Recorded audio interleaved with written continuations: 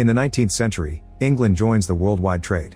They bring silks and spices from the other colonies, but unfortunately they accidentally bring the zombie virus too, and soon these monsters are all over the country. Millions of people die and rise again as zombies with a hunger for brains, and the healthy citizens begin studying deadly arts from China and Japan. Eventually the government builds the Grand Barrier, a 100-foot wall encircling London. Then they add the Royal Canal, a very deep ditch that surrounds both the city and its walls. The land between the wall and the ditch is known as the in-between. In the Second Battle of Kent, one of the bridges across the canal is breached and the zombies kill all the villagers in the in-between, which drives the king mad. After the battle is over, he orders the destruction of all the bridges except for one. Soon lords and ladies leave London to live in their own fortified estates. One day Colonel Darcy arrives at an estate in Hertfordshire County because he's heard about a bitten person. A guard checks his identity at the entrance and takes him down a tunnel, where a priest looks at his bare body to make sure he isn't bitten. Then he's finally allowed into the house, where Mrs. Featherstone is playing cards with friends. She swears there's nobody bitten here and that no zombies have entered her estate in years. Pretending he wants to play too, Darcy sits at a table and takes out a vial of carrion flies. He releases them into the room while explaining that they can detect rotten flesh. The flies only fly around for a second before they land on a man, which means he's slowly turning into a zombie. Darcy immediately breaks his glass and stabs the guy's face before decapitating him with his blade. Afterward Darcy asks if this man could have infected anyone in the house. Featherstone denies it, so Darcy kicks the zombie's head off to scandalize the guests as he heads out. However, Featherstone's daughter refuses to keep on lying and rushes upstairs to check on the infected man's niece. Unfortunately, it is too late. The girl has already turned and attacked the staff, and now she attacks Featherstone's daughter too. Meanwhile, Mr. Bennet has been training his 5 daughters in every form of weapon and martial art known to man so they can defend themselves against the zombies. However, their mother Mrs. Bennet isn't happy about it and wants them to concentrate on getting married. When Mrs. Bennet hears about an upcoming dance, she convinces her husband to let them go as a break. All the sisters are excited about it except for Elizabeth, who isn't a fan of social gatherings. They all put on their nicest dresses but still make sure to hide weapons in them. Later at the party, Bingley is chatting with Darcy but freezes when he sees Jane, instantly falling in love with her. He asks her to dance and they have lots of fun together. Afterward, Bingley insists Darcy should dance too and tells him to ask Elizabeth, but Darcy says she's tolerable yet not handsome enough to tempt him. Elizabeth hears this and walks away, only to accidentally knock over a bottle and embarrass herself in front of everyone. Once outside, Elizabeth starts crying but is interrupted by Featherstone, who has become a zombie. She can still talk and wants to tell Elizabeth something, however Darcy shoots her in the head first. Hearing the shot, a bunch of people come out to check on them. At that moment another zombie appears and the guards ring a bell to announce an attack. While most guests rush to hide, the Bennet sisters get their weapons out and start fighting the zombies. They fight without mercy, bringing down every creature with accurate strikes of their blades and well-landed kicks. Seeing Elizabeth fight causes Darcy to start feeling attracted to her. Afterward, all the zombie bodies are burned. When the sisters go home, Jane can't stop talking about Bingley while Elizabeth won't stop ranting about Darcy's manners and pride while she trains, which makes her movements and punches much more vicious. The next day Jane gets an invitation to have tea with Bingley. Mrs. Bennet makes her take a horse instead of the coach, that way if it rains she may be asked to stay the night. On her way there, some dogs run by because they're being followed by a zombie. Jane gets ready to shoot, but her horse gets scared and drops her before running away. Then Jane tries to shoot, but her musket backfires and hurts her hand. When the zombie finally attacks her, Jane takes out her knife and fights hand to hand, quickly cutting off the zombie's hands and slashing its legs. Once it falls, she kicks his chest and stomps on his head to kill him. As it begins to rain, Jane notices a zombie mother with an infected baby in her arms coming for her. The next day Elizabeth arrives at Bingley's house. It turns out they found Jane with the flu, so she spent the night there with a fever and Elizabeth came to see her. However, Darcy is worried that Jane may be infected, so while a doctor checks on her, he releases the carrion flies. The little bugs don't react to Jane and Elizabeth easily catches them all. She crushes them in her fist before giving them back to Darcy with a sarcastic comment. Afterward, Jane joins Bingley and his guests, but she turns down their invitation to play cards, saying she prefers to read. An argument ensues over what makes a real woman and Darcy doesn't know if he is impressed or hates it. That night, Elizabeth secretly watches Darcy train outside. The next day the rest of the Bennet sisters and mother come to pick up Jane and Elizabeth. Bingley wants them to stay but Darcy reminds him of the risks of infection. He has another argument with Elizabeth, revealing he knows she watched him last night. To keep everyone happy, Mrs. Bennet convinces Bingley to throw a ball to lift people's spirits. On their way home, they notice that the local orphanage has fallen and now the zombie orphans are wandering in the woods. Sometime later Mr. Bennet introduces his family to cousin Collins, who will get the estate when Bennet passes because women can't be heirs. During lunch, Collins tells them that his patroness is Lady Catherine, an amazing swordswoman who did wonders during the zombie war. He also shows interest in Jane, However, Mrs. Bennet immediately turns him down, saying Jane already has Bingley and offers Elizabeth instead. In the afternoon, Collins and the sisters leave to visit their aunt, but they stop by the road when they find a fallen carriage with a woman screaming for help. The sisters get their weapons ready, and when the woman comes out, they open fire because she's a zombie. Jane finishes her by kicking her down the hill.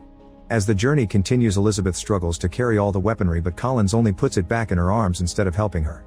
When they arrive in town, they notice the new soldiers who will protect this area. Elizabeth meets Lieutenant Wickham and they immediately hit it off.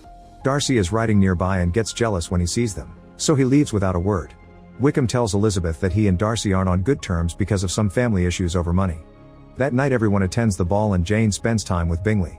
Elizabeth tries to chat with Wickham, but Collins drags her into dancing while showing lots of energy and enthusiasm. Next, Darcy asks to dance with her too, but Collins makes the moment awkward and causes them to walk away. On his way out, Darcy overhears Mrs. Bennet talking about Jane's future with Bingley and keeps emphasizing his money. Meanwhile, Elizabeth bumps into Bingley and they hear a noise. When they turn around, they see a servant being attacked by a zombie. The duo gets some axes and follows them downstairs, however the zombie grabs Bingley and makes him fall. Elizabeth immediately slides down and knocks the zombie down before checking on her friend, but when she looks up she discovers all the zombie orphans hiding down there. She asks them how they sneaked in and a kid says that their new friend showed them the way in. At that moment Darcy arrives and starts fighting the zombies, quickly defeating them all with fast slashes of his blade and the help of a kitchen knife. A zombie even gets pushed into the oven. Then Darcy asks if Bingley was bitten and gets ready to kill him too, but Elizabeth assures him that Bingley just fell. Before he leaves, Elizabeth tells him that he's an excellent warrior but a bad friend. The next day Jane gets a letter from Bingley explaining his family is moving back to London and that he'll start courting Darcy's sister instead. During lunch, Collins asks Elizabeth to marry him, but she'd have to give up her weapons and not fight zombies anymore. Elizabeth turns him down and rushes outside to burn off her frustrations by training. Her mother scolds her for turning down such an important proposal, but her father respects her decision. Elizabeth hugs her dad to thank him, but her mom keeps on nagging, so she runs into the woods to find some peace. In the forest, Elizabeth notices a bunch of birds flying above 4 men with top hats. She's then approached by Wickham, and when she turns around, the 4 men are gone. Wickham says he didn't see anything before inviting her to a special place. Moments later they arrive at a church where a priest is reading a sermon. When the crowd turns around, Elizabeth is shocked to see they're all zombies. Wickham stops her from grabbing her weapons and they watch the priest feed them pig's brains. It turns out infected people don't fully transform into zombies if they don't eat human brains, and Wickham thinks this is the key to reaching an understanding between zombies and humans. Elizabeth agrees and points out they should take the idea to the crown. However, Wickham explains the war almost bankrupted the country, so he has nobody to go to for help. Sometime later, a friend of Elizabeth's tells her she's engaged to Collins and asks her to come as her chaperone to meet the in-laws. At Collins' estate, Elizabeth is amused by a picture showing Catherine killing Lucifer. There's also a painting of the 4 horsemen of the zombie apocalypse, who are said to appear when the end is near. Elizabeth realizes they're the men she saw in the woods. Then she finally gets to meet Catherine and her daughter. Elizabeth is shocked to see Darcy is there too and learns he's Catherine's nephew. Soon Wickham also arrives because Elizabeth invited him so he could ask for the money he needs for his plan.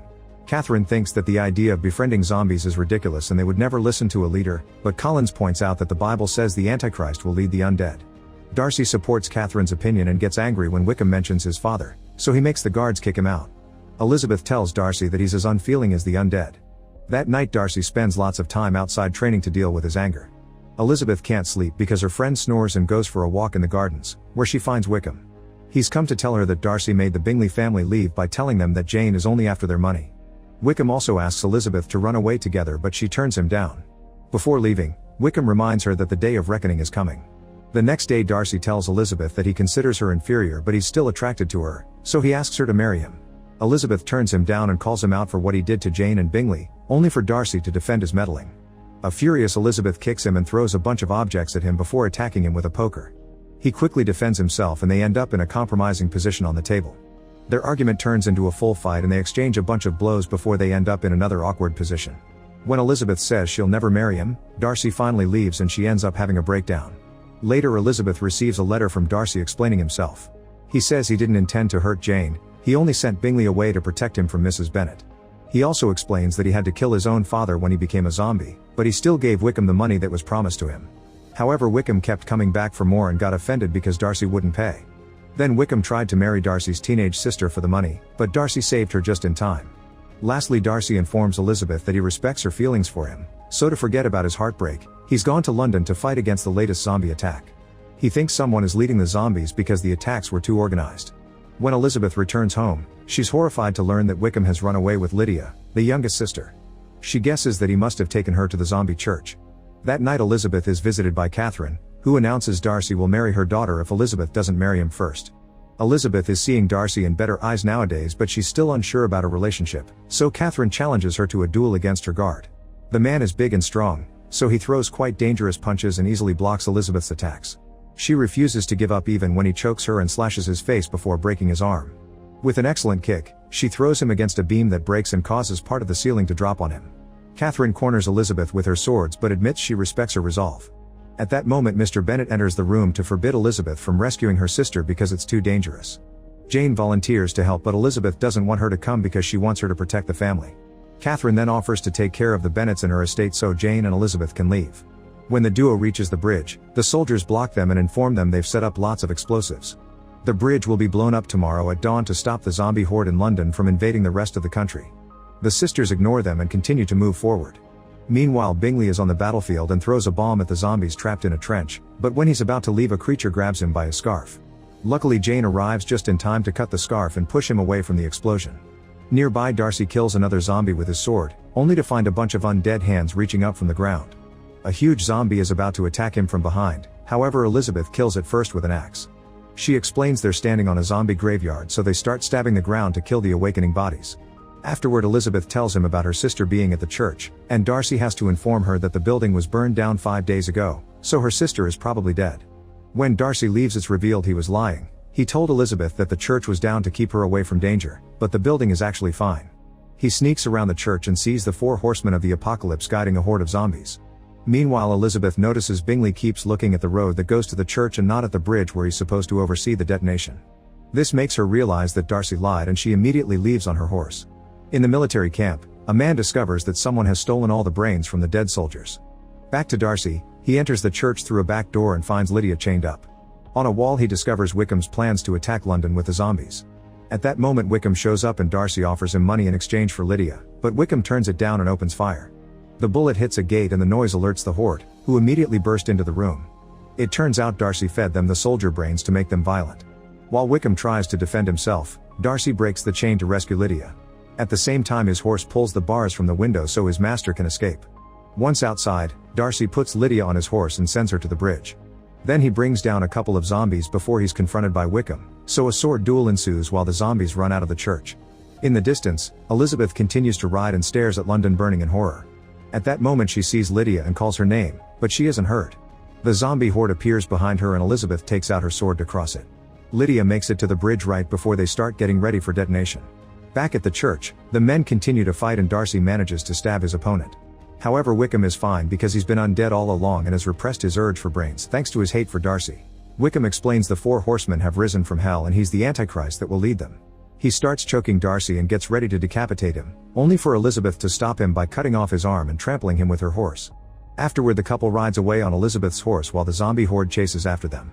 They make it to the bridge right as the soldiers activate the bombs and the sisters think Elizabeth is getting killed by the resulting explosions. However, when the smoke clears, Elizabeth is crawling on the rubble. She finds Darcy's unconscious body near her and cries as she kisses him and says she loves him. A few days later, Bingley asks Jane to marry him and she obviously says yes. Darcy wakes up from his coma and tells Elizabeth he heard her on the bridge. He proposes to her and she says yes before they kiss. The couples get married together and Collins officiates. Everyone is happy until they see Wickham approach with a zombie horde. Make sure to subscribe and turn on notifications so you can watch more videos like this. Thanks for watching.